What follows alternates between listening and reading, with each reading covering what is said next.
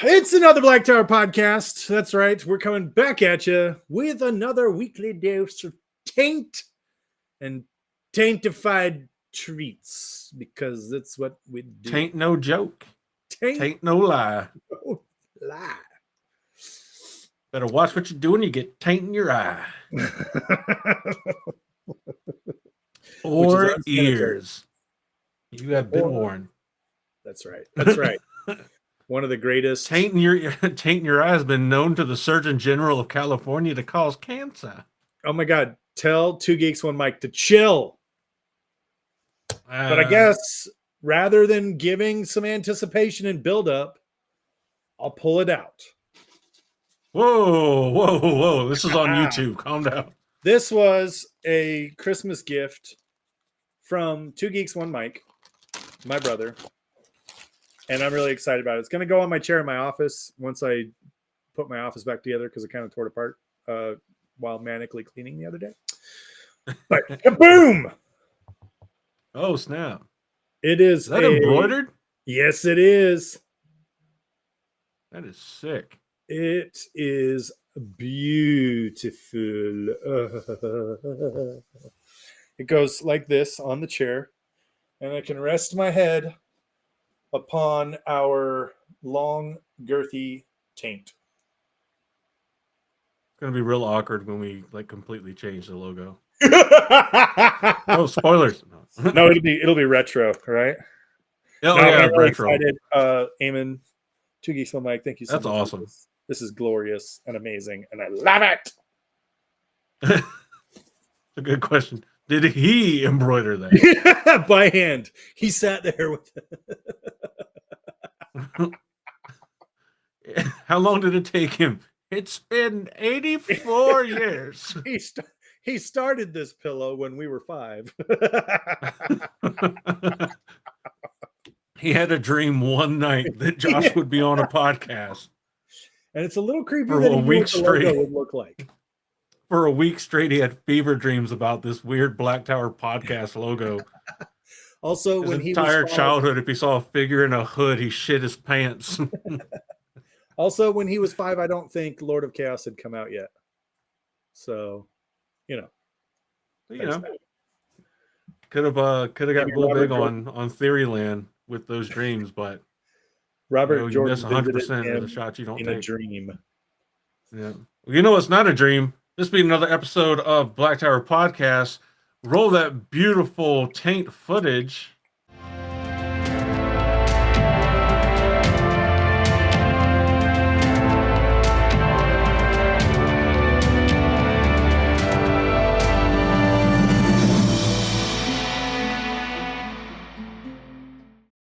Oh, I need to adjust the volume on that because it's loud as shit. Okay, but that was beautiful. I just make sure you're awake. Are you awake now? You should be. Headphone warning after the fact. Yeah, after the fact. Watch your ears. Well, I guess in honor of doing something with your ear holes, we'll go ahead and get the spoiler warning out of the way because it segues right now. So here you go, the spoiler warning for tonight.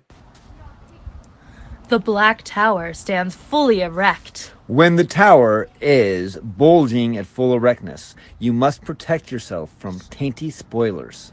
Your spoiler condom must cover the immense girthiness of all 14 books of Robert Jordan's The Wheel of Time. With an itty-bitty tip at the top for the prequel New Spring. If your condom is too small, you will get tainty spoiler jizz all up in your eye. Or ears. You have been warned. Oh, I forgot to start the freaking marker log. Whoops. Oh, snap. That's okay. All the times in it'll only be about 8 minutes off. So apparently the intro was cut off a little bit. We'll have to check that out. Oh. Look at it in editing. In YouTube, it was cut off a little bit? I think it was. So I think I recall when I edited last week's episode, it was a little cut off, which is kind of weird. It's a little weird. It is a little weird. I mean, it is a little weird. Pretty easy to deal with when you're editing, but if we're doing a live stream or something like that, it's kind of It'll be a bit harder to deal with. But we'll see. Harder. Yeah. So, if you're looking for things that aren't hard to do, head on over to blacktowerpod.com where you can find out all the stuff from us. Yes, we are aware the website does need to be updated. We got to take down the Gathering Madness sign up stuff and all that and put up the pictures and stuff from Gathering Madness and JordanCon and WatCon and all that other kind of stuff. Life is busy. Life is hectic. There's a lot going on. So we're getting to it as soon as we can. But everything else on the page, the Patreon links, the merch shop links, all that fun stuff is still there, still active, and still available. The forums are still there in case you ever want to use them. And links to the Discord and all our other fun social medias. So go check it out. We appreciate it. And if you see something else on the site or have an idea of something you would like to see on the site, let us know.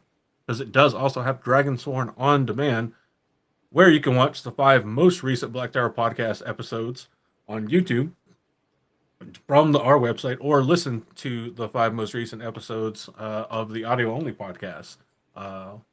Brought to you by Podbean embedded on the website, because they let us do that. Look at that. Yes.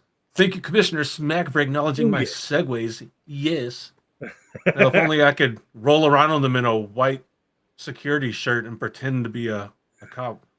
Every once in a while, you just need to. Whoa. Hi, Wine. How are you, buddy? I mean, with a comment every like once that, in a while, I you would just think need pretty good. to prove how much of a nerd you are. It's cool. Yeah, yeah. And I appreciate that about you. That's what I appreciate about you. Appreciates about you. Yeah, blacktowerpod.com. It's also got stuff for like all of our socials. And if you like joining us live, you can be a patron for as little as $1 a month. You can do it for less than $1 a month if you bill it for a full year. It's like $10.80 US a year if you do family member tier for a year. That's true. It is less than $1. It's definitely less than, I know it's less than Netflix. It's easy to be less than Netflix. Depending on the plan, And we're better than Netflix, let's be real. You can share us with your friends. You can. And we don't care if you're geographically separated. We don't give a crap if you share your password. That's up to you. You're a strong, independent adult, and you can make your own bad decisions. We do.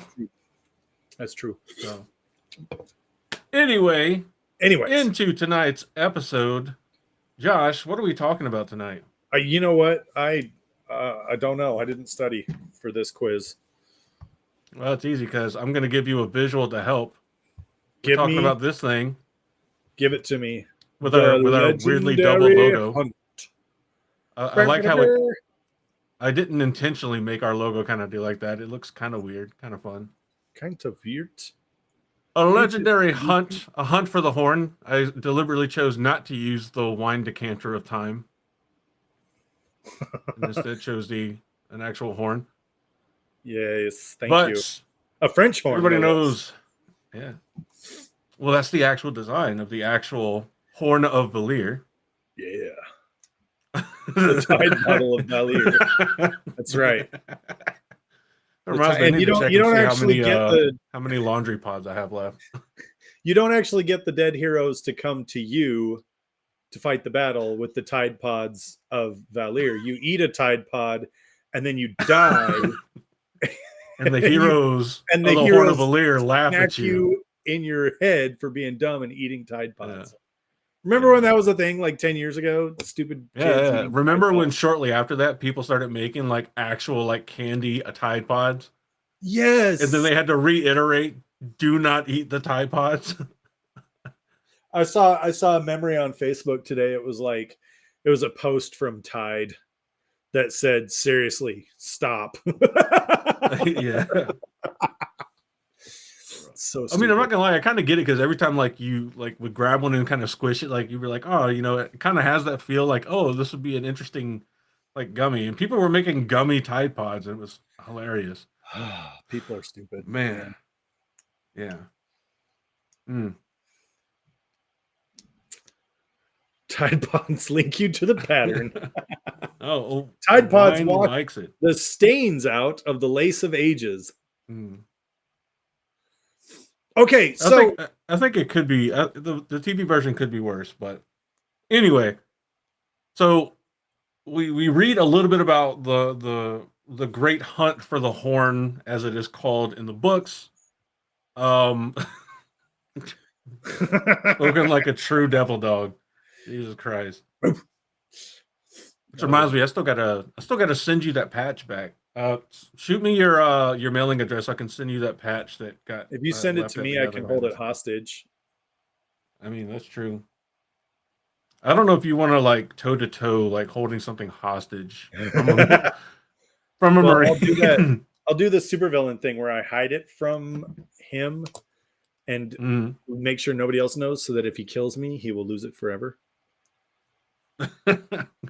And just to add insult to injury, I'll put a webcam on it with a video of it over a pit of acid. If my heartbeat stops, Mr. Bond, your precious patch will fall into the acid. On this day, a veteran of the United States Air Force successfully captured Marine Corps memorabilia in a historical first ever. Historical. In a feat not seen since Vietnam. Anyway, so we want to talk about how the hunt for the horn might have gone in the Age of Legends and earlier on. And this might be a bit of a interestingly daunting task to a degree, because there's not a lot of information even on the third age active hunt for the horn, other than a couple of people that we come across, one of which calls herself like the same name as a horse, really cool horse, same name as a horse. Really cool horse, really terrible girl. Yeah, but maybe we should get into that. Let's talk about how it is in the third age and kind of what's going on with it and kind of what it embodies. So I Before we actually start really going back in time. Yeah, I kind of want to set the premise here too, because we've talked about the Horn of Valir. We've kind of talked it to death. I think there's still a lot more information we could discuss with it, but we want to focus in on the hunt itself. Okay, the hunt for the Horn of Valir, because it's this really strange sort of ritual that even people in the third age have kind of abandoned, right? Like they used to call this is the first one in 400 years. Yeah, they used to call the hunt for the horn like every couple of years, right? Because it used to it was something that times were hard, things were bad, people needed something to look. They needed a sign, they needed something to Times are unite bad, under. okay. And the Horn of Valir was a relic that everybody agrees exists, and even the people who don't think that it exists still believe that it has, even as a story, it has the ability to to bind people together, which is a similar belief to the Tinkers and finding the song. They don't know what it is, they just know they'll know it when they find it.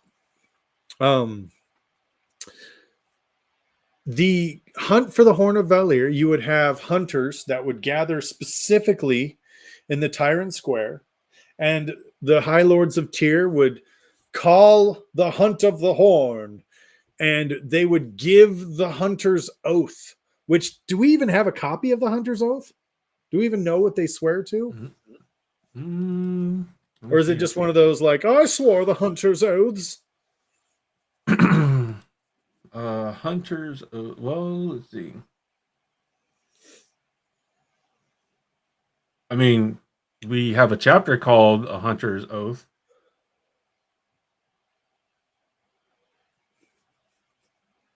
Right. But I don't think we actually see because this is well after Zareen has already taken like the Hunter's Oath. because Right. she rationalizes like not sticking exclusively to the hunt. That she would still be hunting, and she even Moraine like looks at her and says, you know, if you swear on your hunter's oath, so if you swear on your swear, you can come along. If you swear that you'll follow my orders, which is kind of funny. Like, if you take an oath on your oath that you'll listen to me, you can come with. It makes sense somewhere. And she's like, okay, yeah, sure. Yeah. I swear and stuff. No, but yeah, I don't think we ever see it. I mean, it would be something that could be given in mass, and in general, it's just a promise to do everything you can to find the horn and bring it to Ilion.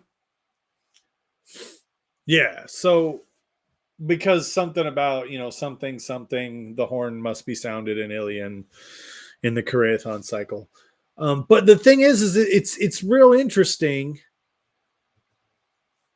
because, as you said, Andrew, it's a practice that had been abandoned for several hundred years by this point in time, and all of a sudden, people are ace of base, and they saw the sign, and they were like, y'all, we're calling for the horn. We're calling for the horn. We's horny up in here.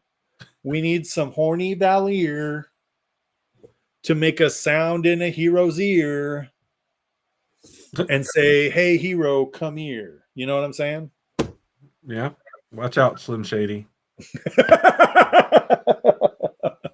There's gonna be a new king of the BET cipher coming up, man.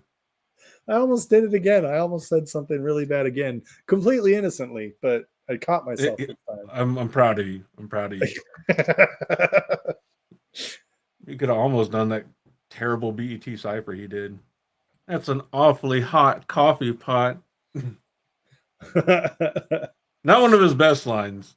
Not that I'm trying to start shade with the real Slim Shady.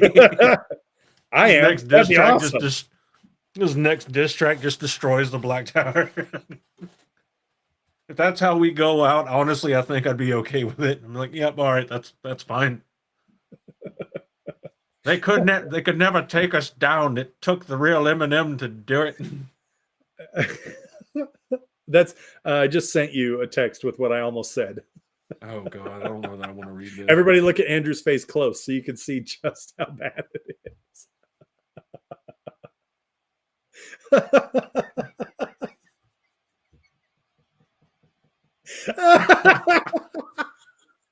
Bruh.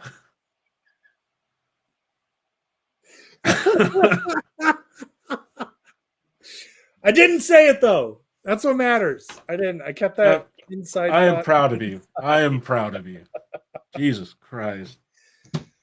Anyway, hunt for the horn. And basically what it means is you have a bunch of people that gather in the Tyrant Square, swear to hunt the horn, and they go on. It's a lifelong commitment, right? Like, yeah. It does not matter. Your number one priority in life is to find the horn and bring it to Tyr. But this is an interesting sort of conundrum, right? Because it says that whoever finds the horn should have no thoughts of glory. And I'm not putting it in Discord. There will be no written record of this. I sent it on Snapchat. That's how you get canceled. That's how you get canceled. Again. No, but so then one of the tenets of this charter is that if someone finds the horn, you all gather to escort the horn and make sure that the horn makes it safely to Tyr, because that's what the Karaethon cycle says. Now, my question is, why the 400-year gap? That's my thought. Why the 400-year gap? I can see them calling it like once a generation, right? Like once every 20 years, we call the hunt for the Great Horn of Valier. But not with this one. With this one, they were just like, eh. nobody has found it, and it was a remnant of a legend that at this point is now like a 3,000-year-old legend that this thing existed, right? Right. That as of the last hunt, nobody had seen or heard of in the last 2,500 years, meaning that it has long since been lost to even living Aes Sedai memory, to even a couple generations of living Aes Sedai memory. Like you're looking at least at the top end with no Oathrod 4 to 5 generations of Aes Sedai memory. And even then, I would assume that the location of where it is, because we know from the books, it's in the Eye of the World at the start of the Well, books. in the books, it's in the Eye of the World. Yeah. Yes. Yeah, that's the only true answer I accept.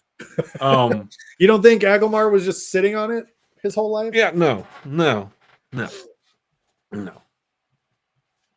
It's not my favorite plot line. But that's different. Robert Jordan didn't have to worry about a budget whenever he wrote the scene.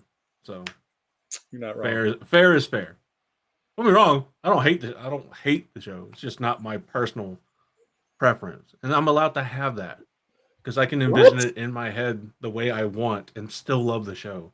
Yeah. Because you don't have to be a douche. A douche. Anyway, He's a real douche. you don't have to be a douche. You don't gotta be a douche. Was it? Am I saying it? It's Ilian, not Tyr. Sorry, I've been saying Tyr this whole time. I didn't even catch that. He who comes to the wine just corrected it. Yeah. I think maybe every time you said it, I was like looking at the pages, seeing like Ilian, so my brain wasn't even like, my brain was auto translating it, auto correcting. But because there's even one of the heroes, or not heroes, one of the hunters, Arena Nurmasiv is one of the hunters, and even she like doesn't really believe that the horn is a real thing. Like she's a hunter, but she's like, nah, I mean I'm here, but it's like more something to do. She's not like an actual believer that it exists. Yeah. Well, so there's a couple hunters though that like we never find out what they really think about it. There's like 4 people that we find out are hunters of the horn, but never really find out like what they think about it or if they're serious about it or whatever. Do you know what? By the time we find out, like it's pointless because Matt's already the horn sounder. So right, I equate this to like being a YouTuber, right? And the irony is not lost on me right now, but I equate this to being a YouTuber, right? Because someone puts out a commercial that says, "Hey, you can be a YouTuber, you can be famous and rich," and thousands upon thousands upon thousands of people flock to YouTube, all of them looking to get rich, right? And some of them will, but a vast majority of them will never find that wealth and glory. Now, the Hunters of the Horn are the same way. I believe originally there was like a number, like you could have like 100 heroes or Hunters of the Horn, right, or something. And then as time went on, people were just like, if you're in the square and you say the oath in your heart, you become a hunter for the horn. And it becomes more pageantry than anything. But if you notice, every time Tom performs in a tavern or in a great hall or for a lord or for a lady, they all want variations on what story? The Great Hunt for the Horn. It's a legend that's permeated. Bruh. I'm gonna have to have a word with our accountant. They're letting too much slip. That sweet Amazon teat that we suck. It's actually not money. We accept it only in yachts and precious metal. Oh, speaking of which, I bought silver again. I'm doing my like 1 ounce of silver a week. pretty cool. Right now it's hovering between $30 and $32. And it's been pretty nice. It's been pretty cool. Smart, I feel man. like probably not going to make a lot of money on it, but I am going to one of these days just go back there and be like, I'm going to sell all this silver. And they're going to go, here is $4 million. Yeah. And I'm going to be like, cool, that's I $4 went- million I put in a savings account. I went to the range and fired my new pew pews. Had a lot of fun. Fell in love. Like that Canic I got, I absolutely adore. It is Yeah. sexy smooth. And while I was sitting there shooting the shit, figuratively shooting the shit with people at the outside the range, like in the storefront, another Canic caught my eye. This one is I'll just get smaller one. and I'll just get one.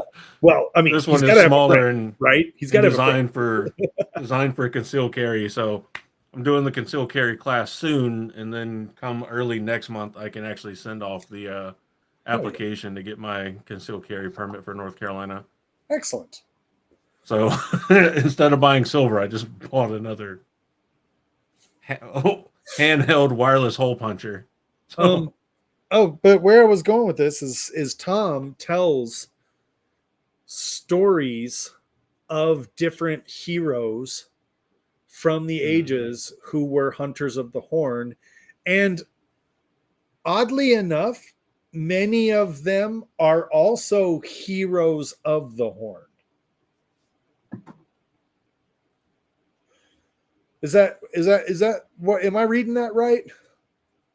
I know, Like I know Rogosh Eagle two. Eye, he tells Yeah, stories about Rogosh Eagle is, Eye. and Guidal Kane is. Birgitta I know he Silverbow. also. Yeah, but I know so when he's in the Stag and Lion and Bear Lawn, he, during the bargain of Rogosh Eagle Eye, he also tells of Blaise of Matuchin, who was also a hunter for the horn. Oh no, she is too. Blaise of Matuchin was also a hero of the horn, or at least bound to the horn. Because so you are, when you're bound to the horn, right? Do you think that maybe they're drawn to be hunters for the horn? Because when if you're living a normal life, Okay, I guess all of them are, because so is Bald of Alpine, yeah, who is also on the list.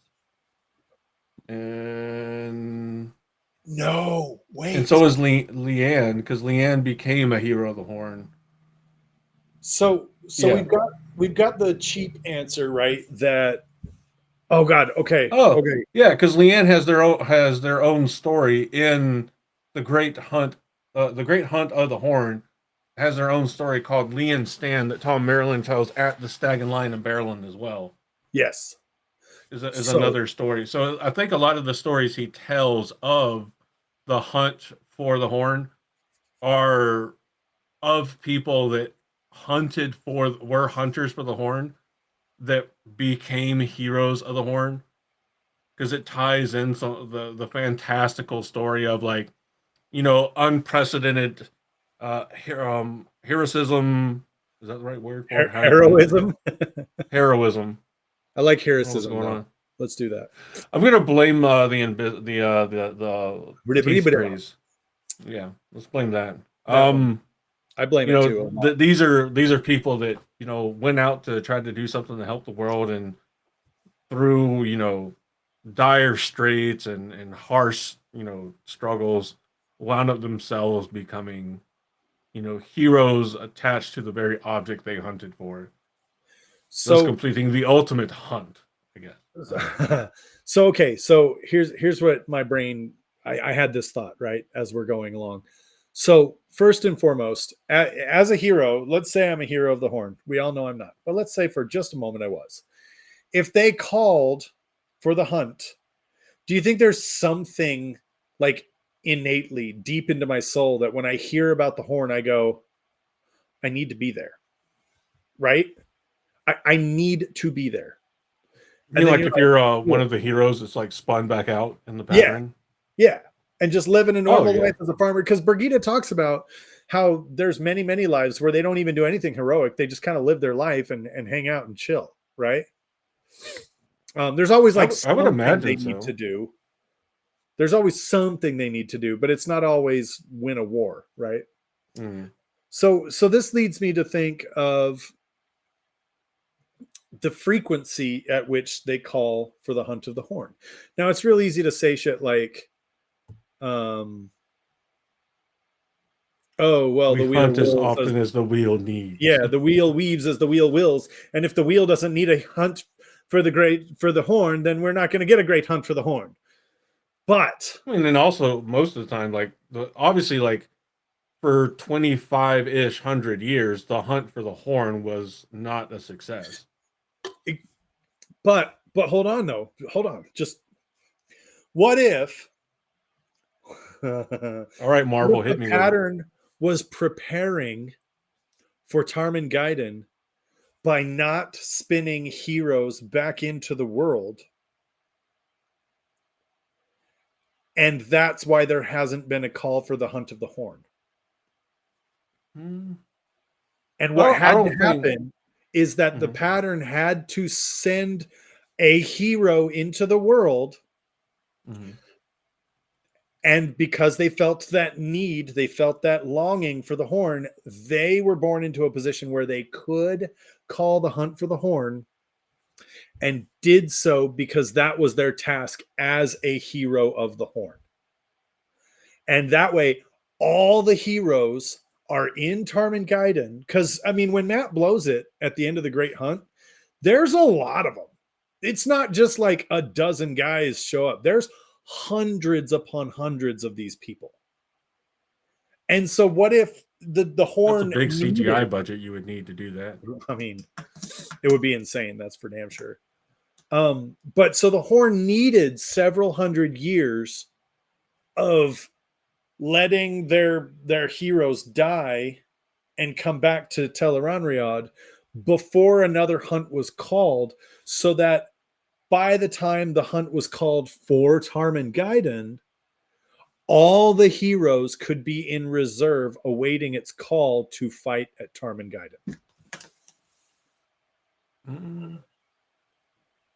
I like the idea. Yeah.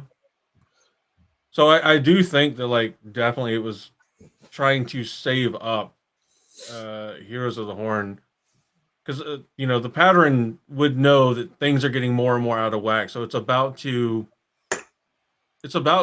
give rebirth to the soul of Luce Theron, and that it's going to attach the Dragon Reborn, augmentation to that soul again, or the dragon augmentation to that soul, because you would have to even touch the Horn of Valir. You would have to have a male channeler that could even Exactly. find the Eye of the World, and once they found the Eye of the World, be worthy or calm enough or whatever, where Somesta wouldn't immediately be like, nope. Exactly.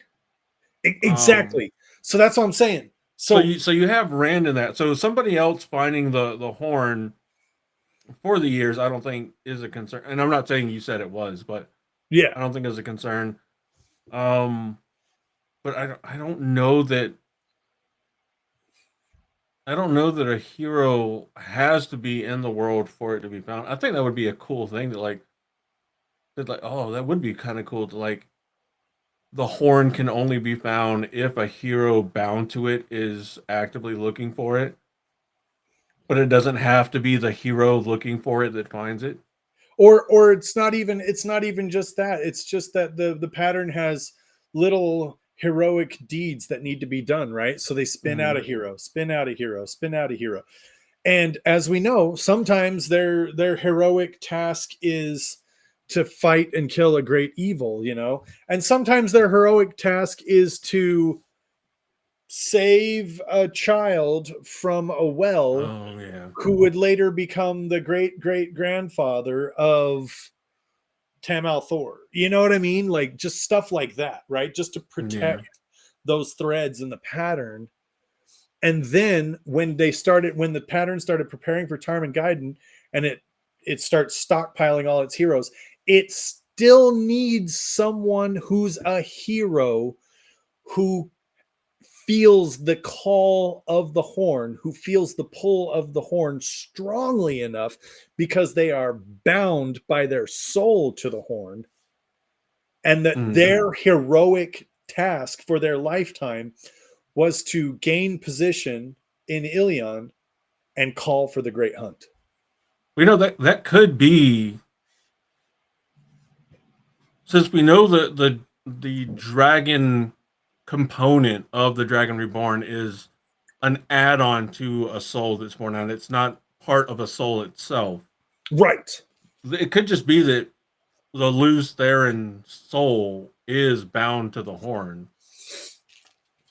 And so you do have a hero of the horn that this go around wound up being augmented with the dragon tasking, and did wind up being a hero of the horn that found the horn and had the mechanisms to actually get to it. Because Wyon's absolutely right. Moraine has been to the Eye of the World before, which is why she's so nervous about going again, because she's like, they say that whoever comes here once will never return a second time. And Moraine's like I will Shangri-La. be the first. Yeah. But But even so, if no, Moraine had been there 10 I times, kinda she like still that. couldn't have recovered the horn. Yeah, and that's what I was getting at. Like, you had to have a male male channeler there to get it, and somebody that, again, Semesta wouldn't have immediately been like, no, Yeah. like he tried to do with the With fucking the Forsake. Agenor and Balthamel. So I guess actually, as you talk, I'm kind of saying that maybe my theory kind of falls apart a little bit, because we don't need the hunt for the horn to be found. yeah. But I guess it does serve as like mixing up a lot of the. Because in the books, it's a coincidence that it's called. Well, 'Cause okay, at the time that they call, heavy yeah, on the well, air it is. quotes. Yeah, it's not a coincidence for the pattern, but it's a coincidence for everybody in the world. Because at the time the hunt for the horn is the great hunt for the horn is called, the horn has been found, recovered, brought Yeah. to Faldara, and lost and stolen by Padden Fane. Right. And now it's like it was a coincidence that was no longer needed, and now it's kind of funny in a bad way, because it is actually needed, because now they've all got to hunt down Padden Fane to get the horn back. So it's like, it is still a hunt for the horn, but not in the we don't know where the fuck it is and we've got to go find it. It's a we know who has it and we can find it. We just got to get it back because some Dark Souls asshole just fucking took it and is running across the world away from us. Yeah. But I want to go ahead and try to get us to roll back the timetable to an age long ago, but an age yet to come, and go back to the Age of Legends. Because I wonder if the hunt for the horn in the Age of Legends had more of a ceremonial thing that was done to find the horn than like any kind of need or necessity. Like, kind of like, think along the lines of like the lighting of the torch at the Olympics. Like, it's very ceremonial, it's very significant, it's a very important aspect of the ceremony of the event. But it not everything hinges on it, but also, it's how everything kicks off. And Yeah. I keep thinking of the visual from the cold open of episode 8 of season 1 of the TV show, where we can see in the Age of Legends, and we can see the stadium there before we see Luz there and talking to Oh fuck, what's her name? I can't remember her name. His female counterpart in the Hall of Servants, basically. Oh, the Tamerlane. Yeah, yeah. I can't remember her She had an name. Latara, Yeah, Latra, yeah, yeah, Latra, yeah, yeah. Latra or Latra. Latara. I think it's Latra? Latra. Yeah. Yeah. But I can't help but thinking like some kind of like gladiatorial style ceremony where you would have people assemble in the stadium and take the oath to find the Horn of Valir to, continue to safeguard their world against the perils of danger. And they would go, yeah, there it is. Latra Jose. Jose. Jose. Jose. It's like rose, but tastier. But it would be like a thing that they would do, every couple years, I would think. um, Because this is a very like even in the Age of Legends, the Horn of Valir is considered an artifact. It's nobody knows really where it came from, how it was made. It's mysterious to them. But they also, until you start getting to the War of Shadow, there's not really a reason for them to ever use it that we know about. And yeah, based off of what we know about a lot of the Forsaken and how they act, and seemingly how a lot of the Hall of Servants act, and assuming it's a Chandler or somebody of their caliber or one of their generals that goes to blow the horn, a lot of them are thinking of glory. yeah. So Kind of how they got in this situation. here comes an interesting thing too, because we know that they are in possession of the Horn of Valir in the Age of Legends. They haven't. It's Yeah. it's just there in a museum. It belongs in a museum. It's on a shelf. It's got great lighting. Tourists come and look at it and behold it, and they say one day that we'll need this, and it's great, cool, right? Wonderful, awesome. Well, If you look during to the the left, breaking, you'll see the cowl of Christian Bale's Batman. If you look to the right, you'll see the Horn of Valir. I mean, but it'd be like that, right? Like, and we know it'd be like that because of the Panarch's Palace, the museum in the Panarch's Palace. It stood in for one of the horns during Revelations in the movie Left Behind. Mommy, why does it look like a wine decanter? Yeah, no, I think you're right. But so they have possession of the horn. Great, awesome. Their hunt for the horn was a ceremonial parade. It wasn't an actual hunt. What if it was? Well, that's what I was just gonna say. What if it was like an Aes Sedai, like a subtle maneuvering, right? It was the Aes Sedai going, hey, you know what you should do is every couple of years you should have a hunt for the horn, because oh no, the horn is gone, and then like they create this story around it, they create the myth around it in order to cement its importance throughout the ages, like literally I just thought of somebody like writing their own prophecy for the preservation of the future. I'm sorry, I just thought of somebody like an Age of Legends hamburglar that like sneakily steals the horn.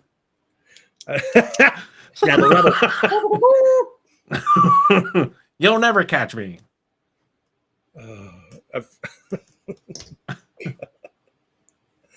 You'll never catch me, Lucky Charms. The Horn of Valir is for kids. Like, how much of the Carathon cycle? Because we know that like most of the prophecies of the dragon are written during the Age of Legends. How much of that is just Aes Sedai being like, cool, I'm going to write this down. It's going to be like Nostradamus bullshit, where it's like, I predicted this 2,000 years ago. Or is it all the foretelling? I mean, we know that the Corinthian cycle is all foretelling, but it's by design all foretelling. And exactly. But we do also have, like, let's be fair and honest. A lot of the reason why a lot of like Nostradamus' stuff is accurate, very loosely use that phrase. Yeah. Is because if you keep your shit broad, use a bunch of random terms and then people look for meaning in it retrospectively, Yes. yeah, you're gonna find shit. There's also Like people shit people that, have used programs to analyze passages of the Bible for predictions and been like, well, we can't find it when we look at this sequence, but if we change the sequence to look at this one, then we find all this stuff. And it's like you're making a pattern where there isn't one to fit what you're creating evidence to support your conclusion rather than finding evidence to draw a conclusion from. Like so it's inherently erroneous and inherently a fallacy to do that. right. So, Oh, and one of the other things I was going to say is with regards to Nostradamus is yeah. that there's a lot of shit that Nostradamus just didn't write, and people Yeah. accredit to Nostradamus. And this is actually one of the things that people talk about. And I'm not saying anything about your religion, so just this is just a statement that's going along with the conversation. People are using that as an illustration as to why the Bible is not necessarily what people think it is, because there were so many writings that were attributed to Jesus, and people said that Jesus said this, then likely Jesus never said. So, which of course we don't know because we weren't there. But I also, as a general rule, hate prophecy in a story because I feel like it's kind of a cheap way to be like, I'm going to give you a clue to the end of the book, and also I'm going to give the characters in the book a clue as to what to do. But I feel like Robert Jordan does prophecy in a really, really profound way where knowing or not knowing just doesn't seem to matter. And really, all the prophecies do in the Wheel of Time is serve to misguide, misinform, and confuse people. And I love that. Yeah. I love how I feel like wine could tell that I was like reading and looking for something and then just linked me. Or might have just innately linked to what he said. Um so let's see some of what wine has said here. By design, what if the Age of Legends Aes Sedai knew there would be a pull but purposely did the Sidene thing so only the male Chandler with enough strength to do so would be able to empty it? I could see that. I mean, they definitely did enough of it to where it would have to be a very strong male Chandler to pull it. Correct. Though I don't know that they were thinking about the calling that would lead to the weakening of male Chandlers. Wine likes the idea that there was no hunt; it was just a dusty relic that they forgot about and just kind of sat there. Let's see. From what you sent in Discord, this is Tor Questions of the Week, Part 1 verbatim from April 2004. Was the Horn of Valyr known and used in the Age of Legends, or did it only appear in the Third Age? Robert Jordan says the Horn of Valyr was known in the Age of Legends, though it was an artifact of an earlier age, but it was never used in the Age of Legends. Right. Part this was because there wasn't any need in an age that knew universal peace, but it also was because what it could do was considered a sort of myth by most people in that age. No one who is serious spends time trying to test out whether a myth might be real. And once the Dark One touched the world, before the War of the Shadow actually began, the horn was among the items lost and thought destroyed in the first rush of mob violence, terrorism, etc. So it wasn't available for use then, even had someone wanted to try. It was later recovered and sealed up with the dragon banner because, along with the foretelling that made up the prophecies of the dragon, was one saying that it must be sealed away. In any case, the story of the horn was carried on through the Age of Legends in the same way that myths are today and magnified thereafter through the twisting that occurs in the telling and retelling of a story. And believe me, stories about the Dragon Reborn and the prophecies and everything concerned with them were rife during the breaking. When everything is going to hell around them, people cling to anything and everything that might offer hope. That is how the breaking could end, with tales of the Dragon Reborn and prophecies already on many people's lips. I love it.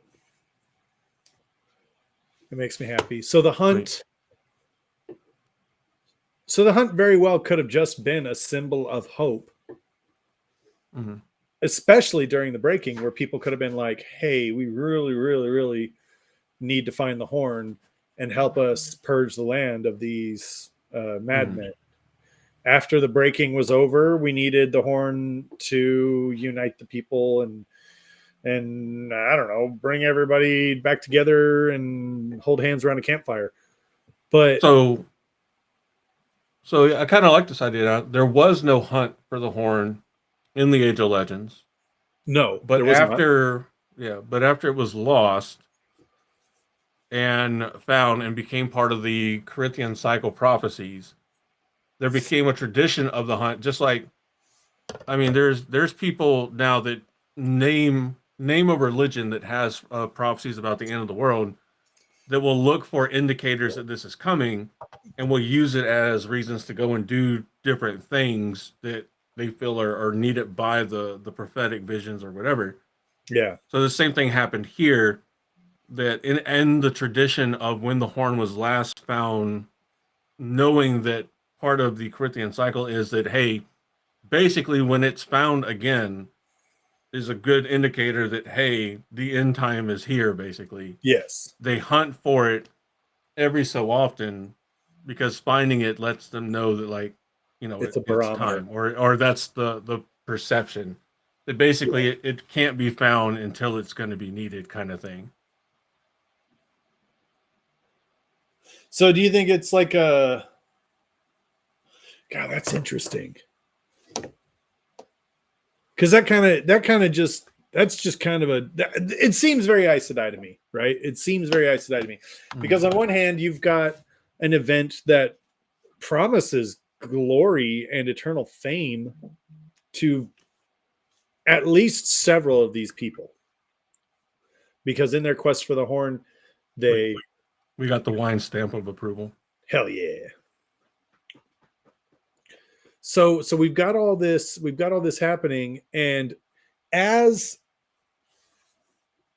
okay, so you know the saying that says that hard times make strong people make good times make weak people, and weak people make hard times, right?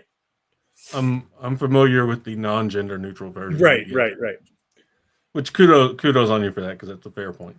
I like it better that way because it is. Oh yeah, It is, I mean, it's also more accurate that way. yeah, it is So, entirely so. Yeah, and honestly, in the original version of it, it wasn't used in the way meant to be. Like, it only applies to a certain gender. yes. It was just yeah. It's the human, but yeah. But But anyway, kudos on you for your progressiveness, sir. but Especially considering what you sent me in that message earlier.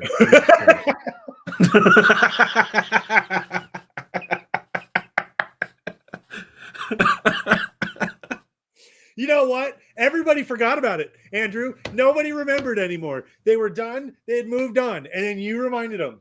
So thanks. God remembered. God remembered. All right. And that's on God, fam.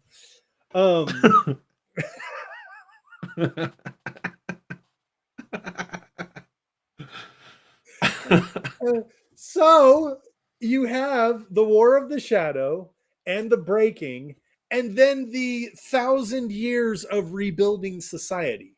Like, and by the time you get to the Third Age, it really is. I mean, it's hard. You know, we don't have electricity. Life is more pragmatic than luxurious, right?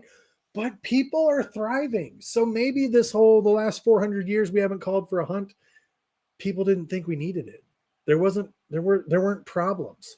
We didn't have a reason to need the horn because shit was good. Like, I mean,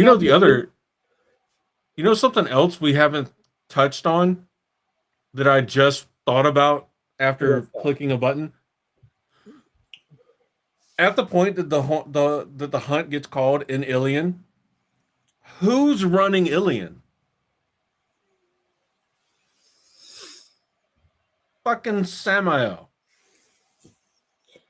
Well, my theory just got shot to shit. Samael would want the horn to be found to take it away from the light, or at the very least, to force the dragon to come to him to get the horn. And that's why he went to Ilion in the first place. God damn, that's. I feel like if Maria watches this show, she's going to be so disappointed on us for like the first 45 minutes. God, it took him 45 minutes to figure out there wasn't even a hunt for the horn in the Age of Legends. The fucking title of their episode is stupid as shit. You guys suck. Cool. I can't believe I ate your fucking pulled pork. Next time you ask, It's the best thing you guys ever did. You and tell you no. Yeah. Shit. By the way, one of my clients today at work is one of my Wheel of Time fans in the wild kind of a thing.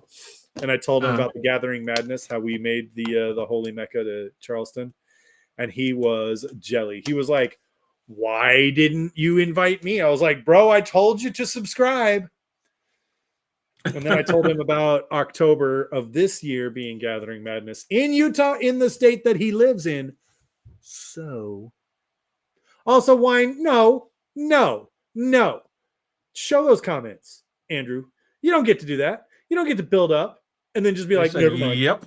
In agreement with Samael. Then he said, wait. And we waited. Ground-shattering, earth-breaking realization. And then he hit us with the, never mind. Yeah. Fuck you, wine. Go away. I don't want to talk to you no more. All right. Well, that's kind of the hunt for the horn in a nutshell.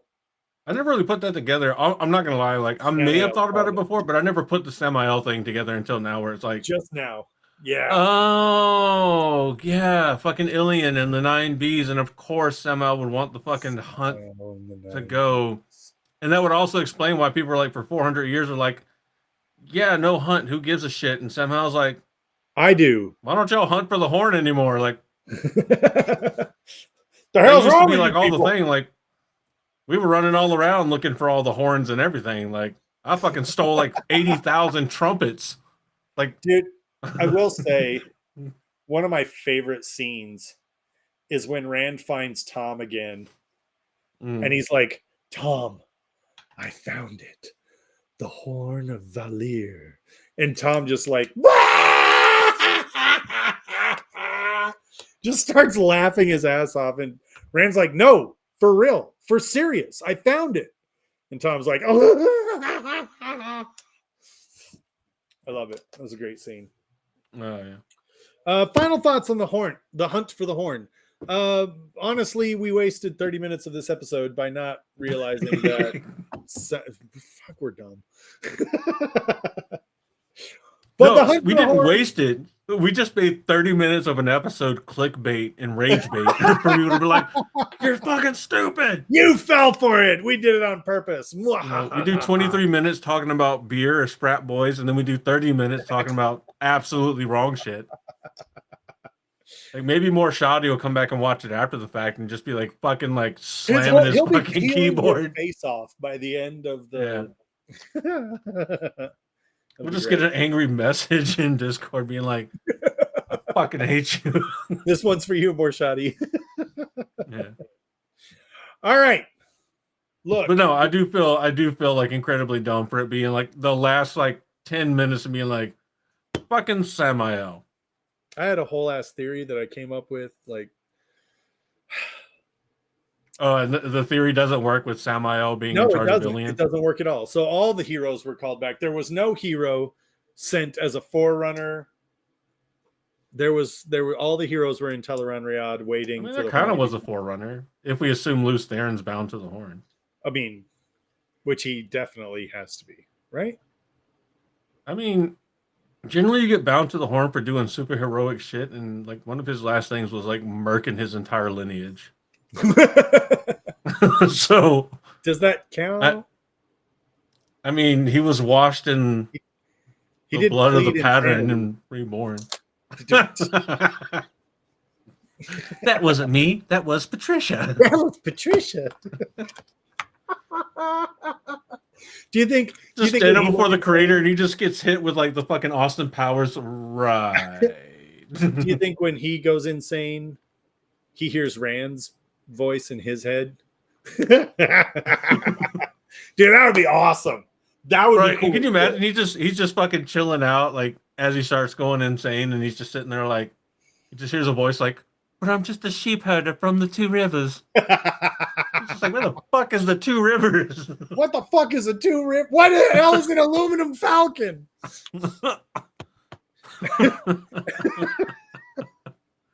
Dude, that would be so good. That would be a cool Easter egg if they put it in like season 3, like for any of the Luz Theron scenes, and like all he can hear is Rand's voice in his head being like, "Papa, I didn't how much want that would to trim sheep today." Rafe, please do it. Please do it for like a Luz Theron flashback after How he's cool would gone that be, insane. though? Because Like, you know how much it would fuck with the viewer's perception of time in the Wheel of Time. Especially if it was in English, common modern English, and Luke Theron can only speak Old Tongue, and he'd be like, "What the fuck is that?"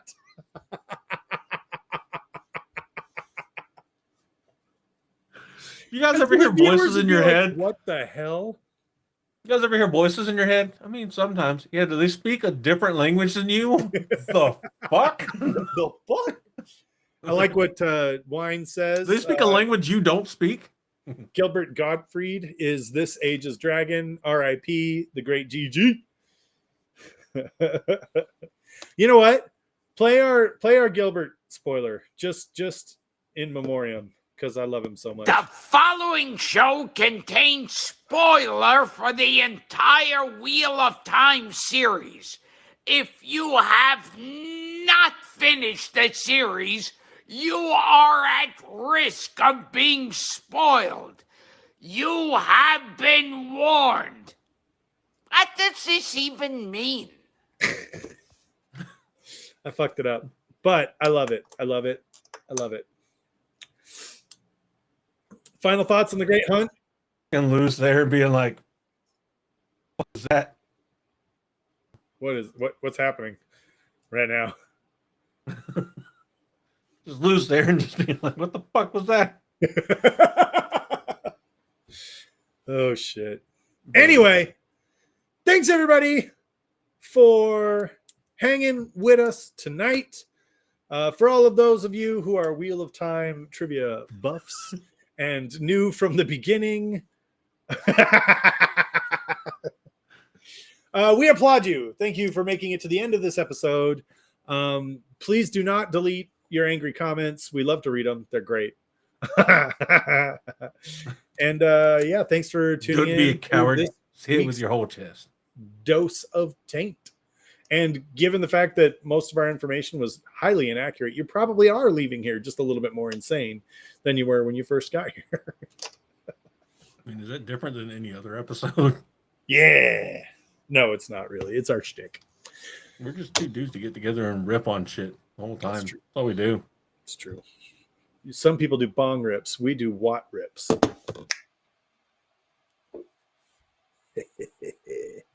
All right, Dad. Shut up. Oh, man. But thank you all for tuning in. Let us know if you made it all the way through. Let us know what we missed, what we didn't realize that we were wrong about, maybe things we were right about that we didn't realize. Let us know all the tea down below. Don't be a coward. Put it in the comment section. Don't delete it. Don't be Don't a coward. be a wussy. Change your name to Howard. Do it. Say it with your full chest. Go and check out blacktowerpod.com. It's got all of our stuff, all of our socials, Patreon, all that kind of stuff where you can listen to this live, unedited. And you can join us after the episode for Patreon chats and stuff over in the Discord, all that kind of fun stuff. Thank you again for all of us here at the Black Tower Podcast. I have been your Bajan Mahal. My name is Andrew. And I have been your Sorvan Mahale. My moniker is Josh. And hopefully you're having a great night. You've been waiting for this moment, for this feeling to grow. In the shadows, always watching the show. In the tower, you can bring your pain. In the tower, you can feel the strain. You've been having so much trouble